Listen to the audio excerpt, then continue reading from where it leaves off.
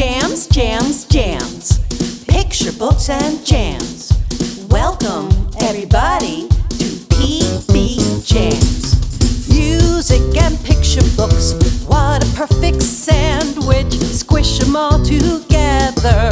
What a yummy snack. Good morning or afternoon, whenever it is that you're joining us for this episode of PBJamz. We are so happy to have you here.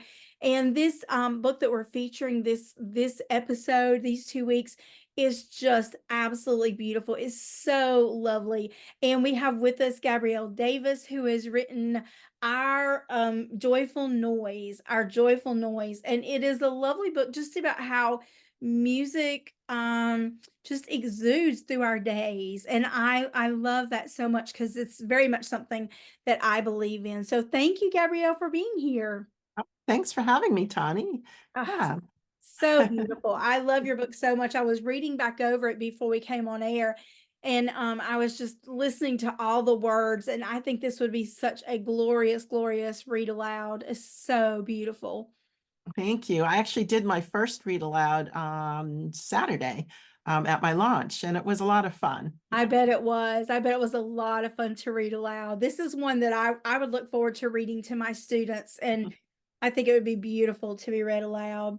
So it came out October 1st, right? It did, yes. October 1st with Athenium Books. And we want to shout out the illustrator, Craig Stanley, whose art is absolutely gorgeous. Isn't it gorgeous? Yeah. So pretty. The emotion, yeah, and the close-ups is beautiful. So pretty. And that pastel palette just it's so pretty. Really is so pretty.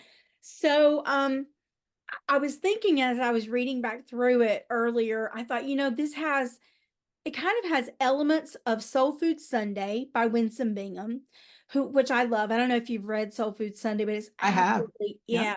So just that little bit about the kitchen and the cooking and that bit just reminded me a little bit of that. But also, I don't know if you've ever, I'm trying to think of the title. There's a book called Carolina Shout. Do you know that book? I don't know that. It's an older book. I don't even remember the author right now, but it is so wonderful. And it's set in Old Charleston, and it just talks about, it's a young Black girl. She's talking about all the music that she hears in the city and throughout the day as she's going along. And her sister, Bettina says she can't hear no music. But she's talking about all that. She's like, how can people say they don't hear music? And she's just talking about all the music that she hears in all the street vendors and all the things and so there were definitely elements of that in this book as well. So talk to us a little bit about the inspiration for our Joyful Noise. Well, the inspiration was a childhood memory, but it was brought to the forefront by a passage that I read in a novel in verse called The Way a Door Closes. And that verse was about a grandmother filling up her house with singing, and that instantly drew me into a childhood memory of my dad singing spirituals to me and my brothers when we were very young. Yeah, I think I was about 4 years old. So they were 3 and 7. And it was my parents' first house. And the three of us, the 3 kids, slept in a small room that just fit 2 bunk beds, 2 sets of bunk beds. And at bedtime, my dad would come in to tuck us in, and he would sing us to sleep. And so that passage in the book just brought that all forward for me. And I began to recall other musical memories, the gospel choir at church, the jazz and gospel and blues spilling out of the old-fashioned phonograph that my parents had in the living room. So that was it. And, I stopped reading and I just started scribbling. Did you? Right in the middle of reading the book? Oh, yeah. I just stopped reading because I had to get that idea down. Yeah. And then I took all those snippets, from my childhood, and I put them into kind of a bigger fictional story. Yeah. Yeah. Kind of woven all those details from your childhood. Right. Yeah. I love that. I love the idea that just a small passage of of our words at some point can just inspire and bring back memories for somebody else. And that's such a gift to be able to give somebody to, help them remember something that they hadn't thought about in a long time or that they hadn't thought about in a certain way. So that's amazing. Thanks for shouting out Yeah, that book that sure. inspired that. That's awesome. That's wonderful. So you jotted down everything, got kind of so the memories down, and then put them together into a rough draft. And so from there, what kind of journey? Talk about the writing journey of this book. Were there a lot of revisions? Did it kind of write itself? It kind of wrote itself. I mean, I'm really messy with first drafts. So it was just scribbles everywhere. It was chaos. But that's how I get my ideas out. And then I kind of let things marinate just for a little while. Um, and it pretty quickly evolved into more of a cohesive, rhythmic narrative about the life of this family. So that was pretty much it. It came together so quickly, and once I get an idea, I become obsessed. So I tinkered with it nonstop for a few days.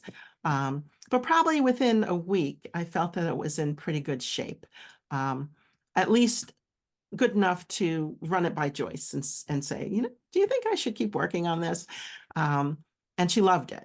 So I knew that it was something I should keep running with. So at that point, I tinkered with it some more until I felt it was in good enough shape to show my critique partners. And I probably shared it with 3 different critique groups.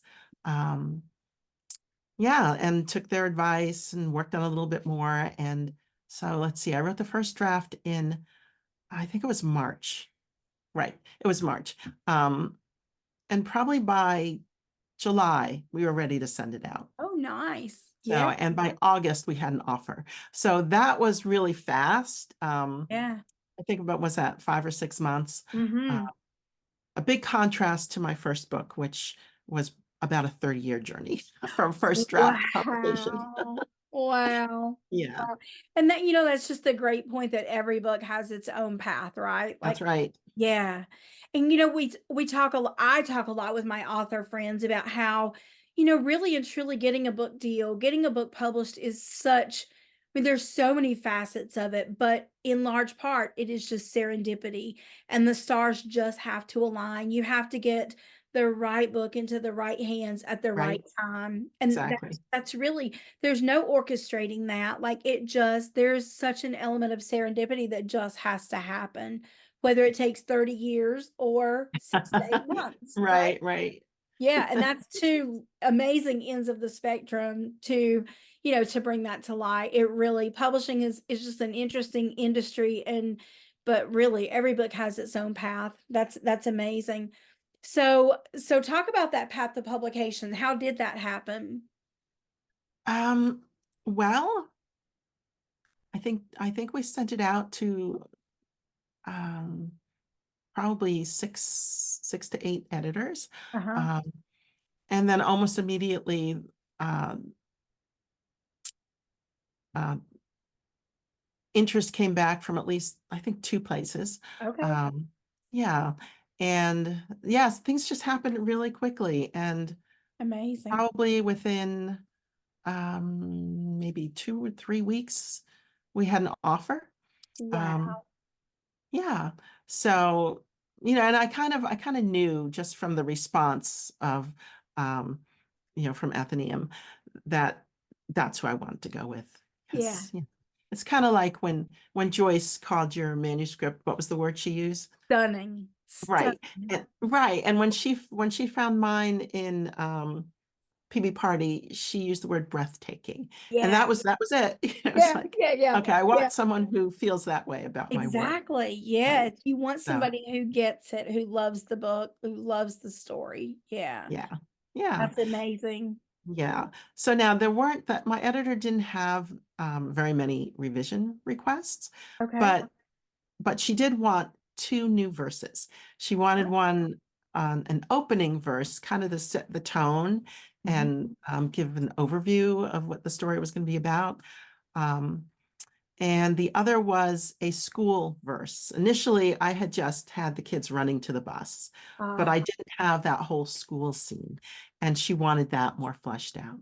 So that yeah. was it. She wanted two brand new verses, which I found terrifying. But that's how I always respond to those kinds of requests. I panic and then I just set it aside and again let it marinate subconsciously. And then one morning I just know what to do. Um, Okay. so that happened.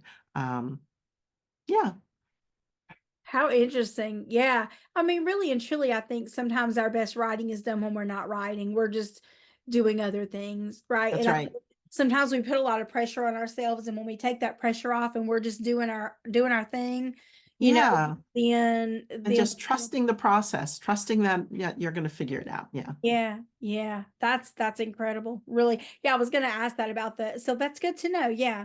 I think a lot of times, well, I don't know. I think it's usually either little to no revision or like a lot. Like it doesn't seem to be a middle ground usually. Like I hear people saying, "Oh yeah, no, I didn't have to do much, hardly any edits at all." And that's what my editor has said. Like, yeah, I don't see much that need, maybe a tweak here and a tweak, but I Oh, think we're nice. good. And Yeah. yeah, but then there's the other end where like, oh my God, I had to rewrite the whole thing. So anyway, it's good that you were on the light end of that. That makes things really nice. Yeah. Yeah, for the journey. So, I mean, I'm going to ask about musical connections, but even as I think about saying that, I think this whole book is like nothing but music. It is like music from the first page to the last page in terms of the rhythmic, tone of it, the lyricism of the language, the onomatopoeia. So there is a musical quality, which I know is one of the things that Joyce, our agent, we share an agent. So Gabrielle's my Right. agent sister. And so I know that's one thing that Joyce loves is that lyricism.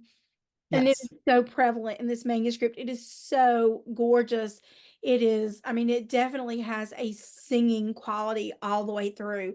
But in addition to that, so that is like totally surface, like it is there. You could almost sing this book. You could definitely, tap it out. The rhythm's there. It's just gorgeous. But underlying all that, there's so much other music in this text. Can you talk to us a little Right. about that? Yeah. Yeah. Well, I wanted to weave in some of these songs that meant so much to me. So throughout the text, you'll find lyrics and titles of spirituals and jazz songs and gospel songs.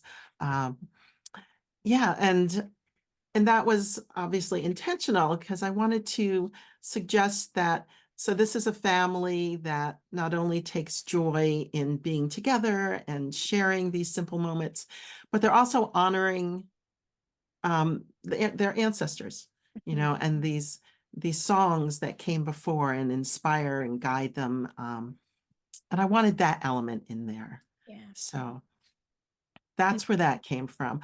And initially, I wove all of this in, but I didn't mention it, and it was a critique partner who said, you need to pull those out and ah, give us some information about them and put them into the back matter. Um, so obviously, that was really important, and I'm really glad for that suggestion. Um, so I was able to share a little bit about the origin of each song and its connection to the African American experience. Um, and I think that, that layer is really powerful. so powerful. And I love that piece of back matter. I love so much. Like, because, as a musician and just a person who loves music and has a strong faith background, in terms of music as well.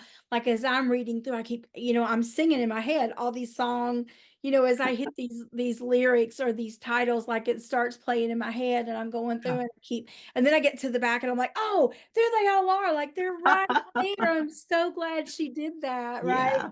Yeah. Yeah, so it's so good that all those pieces are back there. Fly Me to the Moon and What a Wonderful World, Yeah. all the faith-based songs. it's really such a nice little resource in the back. And for, people like me that are like, oh, what is that song? Like there's a song that has that, like you're Right, kind of wiggling all right. the way through, kind of going, what was that? Like I know that. And then you're like, oh, there it is. Okay. Yeah. Well, it's funny that you mentioned Fly Me to the Moon because that was not a song that was a big part of my childhood. And that was in that news section that that the editor requested I Oh, put in for right. school. And I actually had to figure out a song that I could use there that would resonate with that experience. Yeah. Um, but also connect in the same way that the others connected. So that took a little research. And once I found that song, I realized that the melody really was familiar. Yeah. Um, I didn't know much about it. And so I learned, that was pretty fascinating to learn that it went up with the Apollo 10 lunar mission, and it was one of the first songs to play in outer space. So that was kind of cool. Um, so yeah, that's the one song that I really had to had it to find. Well, that's good to know. And I mean, yeah, it's nice sometimes when we have to dig a little bit for those jewels. They become kind of Right. precious to us. And we appreciate them in a whole new way when we have to, dig a little deeper for those. But you have so much in there. I mean, you've got the kids playing some instruments and even some of your language. There's that phrase that talks about the maraca seeds. You know, so I mean, there's just little hints of music in Mhm. those the trombone, I played this on my trombone. Like there's instruments in there that are kind of, not super highlighted, although the trombone does make a couple of appearances throughout. So Does. trombone players will be very happy because they don't often get highlighted. So they will be Well, holding up this book as a yes, we made yeah, it. good. Well, I had read and loved Little Melba and her big trombone. Do you know that book? Yes, I Yeah. do. Yeah. So that's kind of where that inspiration came from. Okay. Yeah. Well, I so think a that's lot of the things that I've read over the years kind of work their way into this book. of course, but that's a great point too, how those pieces that we read do become a part of us and they become part of our experience and then we just share those as we do our own writing. So that's fascinating. The I don't know. I could talk about the music in this book for a long time because there's so many layers and so much wonderful stuff. I love all the faith-based music.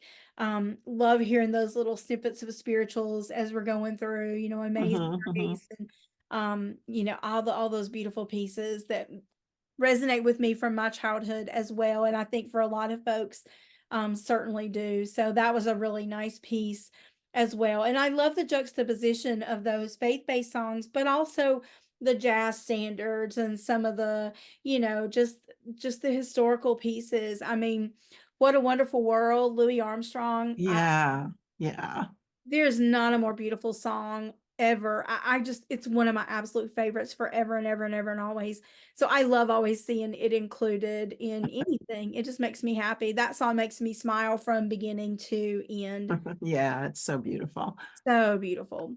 So is there anything else about the music that you'd like to talk about that we haven't touched on? Yes, just I think that the rhythm and the feeling of the story kind of it's almost like the way that I feel when I hear gospel music. Mm, Gospel is just so uplifting and so rhythmic and so joyful yeah. that yeah, that I wanted to kind of capture that in the way that I wrote the Yeah. story. I think you accomplished that. I think it definitely has that feel to it. Yeah. Yeah. The And cadence. I should say, I created a playlist with every single one of the jewels that are in the book. I just need to figure out how to embed that on my website. But I want that there for people who are interested to be able to hear this music, because Yeah. not everyone will be familiar with it. Right. Yeah. Right. Yeah. Yeah, absolutely. It's so wonderful when we do that. I was just at a workshop with Joe Hackle, who's a North Carolina author at the North Carolina Library NC SLAMA, the School Library Media Association. And she was talking about even using that as a project for kids, like having kids create a playlist that go along with the book and all the different Yeah. ways that you can do that. That was just a fascinating session to talk with her about. And she gave so many different ways, like even doing the character at the beginning of the story and the character at the middle of the story and the character at the end of the story to show that change over time for characters and finding a song that defines them at each point. Mhm. So there's so many different ways you can, you know, do those playlists. This Yeah. this one is And I think it'd be a great activity for kids to yeah, think about the music of their lives, yes, right? And even in absolutely. the course of their own weeks. And that could be a wonderful activity for them It to do. could. Yeah, like sing us through your week. Right. What Right. songs, what music do you hear? What sounds that are musical in nature? Doing a little journaling activity would even be fun for that. And then Mhm. turning Mhm. that into something a bit more, could be a lot of fun. Could be a lot of fun. I could geek out about that for a really long time. Yeah, so fun. That's right up my alley right there. Um, but before before we wrap up, I want to give you a chance, Gabrielle, to talk about whatever's coming next. If you have Oh. events or new books coming out, anything down the pipeline or something you're excited about, what would you like Okay. for us to know? Well, hmm. I don't have, let's see. I don't have anything I can really talk about that's coming up, but I can just let you know that something is coming up, or at Yay. least something's sort of in the works. And hopefully, fingers crossed, Awesome. Yep. it'll I'll work cross out. my fingers. Yeah. So if that happens, I'll share more in the coming probably months because these things take a while. Um, Publishing is slow, folks. If you haven't that's figured it right. out yet, it's so slow. Yeah, but in the present, I continue to promote our Joyful Noise at bookstores and libraries, and I usually post these events on my Instagram account. Mhm. I am Gabrielle D, and so anyone interested could find them there. And if there's anyone in the Connecticut area that wants to come out and support me at one of those, I'd love that. Awesome. Awesome. And I will share that's a perfect segue, Gabrielle. Thank you. So I will share all of Gabrielle's socials and all that information for her website and all of that down below in her section. And also, let me let you know that Gabrielle is generously offering a giveaway of her book, Our Joyful Noise, to a winner in the US. And all you have to do to be eligible is to leave a comment on the blog. So if you happen to be watching this on YouTube, thank you so much for tuning in. Check out the blog. It's in the comments below. So check out the blog, go and leave a comment there. There's a time frame because this episode is highlighted for like 2 weeks. And so during that 2 weeks, if you leave a comment there, then you'll be entered to win that book. And so I'll link all that stuff up down below, all Gabrielle's information. And Gabrielle, we should probably shout out your first book as well while we're Oh, here. Tell us sure. about your Yeah. first one. Yes, that book is called Peaches. And it's about a young girl who wants to take on her family's tradition of making peach cobbler. Yeah, love So, that. Love it. So both those books are available, and all that information will be on Gabrielle's website. We'll have all that linked below. And also, we're going to link up a whole bunch of teaching activities, tips, and ideas. I'm going to pop in some writing prompts. Gabrielle's going to share some of her best tips for you if you're a writer. She's going to share some of her wisdom with you for that. And so stay tuned for that. I'm also, I always include, my husband says I'm the queen of Pinterest. I don't have a crayon, but I'm claiming it. But I'll have a Pinterest board with tons of ideas and crafts and fun things that you can do, teaching activities, whether you're at home, homeschool, daycare, preschool, primary, elementary, wherever I find stuff, I'll include that in the Pinterest board, a YouTube playlist. All that's going to be linked up below. So you're going to have so many fun things to explore to go along with Gabrielle's beautiful book that has more music infused than I can even begin to tell you. So what you have to do is go check it out for yourself, request it at your library, order a copy from any of the booksellers. Do you have a favorite, Gabrielle? Do you have like a local bookstore that you're pairing up with or anything? Yeah, there's a local bookstore, a kind of, it's fairly new. It's only been around, I think they're about to celebrate their first year anniversary. Oh, It's no. called the Curious Cat Bookshop.